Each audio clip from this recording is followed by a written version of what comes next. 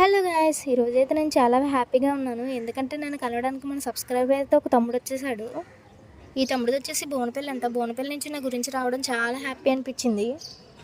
అయితే నేను నా తమ్ముడిని అడిగాను, "ఎందుకు తమ్ముడు నాకు ఫాలోవర్స్ కూడా ఎక్కువ లేరు. ఎందుకు నన్ను కలవాలనుకున్నావు? ఏంటి?" అని అడిగాను. ఇంకా తమ్ముడు ఒకటే అన్నాడు, "ఫాలోవర్స్ ఉంటేనే అభిమానిస్తారా అక్క? నువ్వు ఫాలోవర్స్ లేకపోయినా నేను అభిమానిస్తాను. నువ్వంటే నాకు చాలా అభిమానం" అని చెప్పాడు. ఆ మాటకి నేను చాలా హ్యాపీ ఫీల్ అయ్యాను.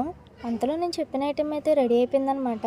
చక్కగా గ్లాస్లో చాక్లెట్ సిరప్ వేసి దాంట్లో జ్యూస్ వేసి పైన ఐస్ క్రీమ్ అండ్ బాదం పప్పు జీడిపప్పు వేసి అయితే ఇచ్చేశారు. ఇంకా దాన్ని టేస్ట్ చేద్దామని చెప్పేసి తమ్ముడు ఒకటి నేను ఒకటి తీసుకున్నాం. ఇంకా తమ్ముడిని అయితే అడిగాను టేస్ట్ ఎలా ఉందని. ఆ తమ్ముడు డ్రై ఫ్రూట్స్ జ్యూస్ తాగడం ఫస్ట్ టైం అంట.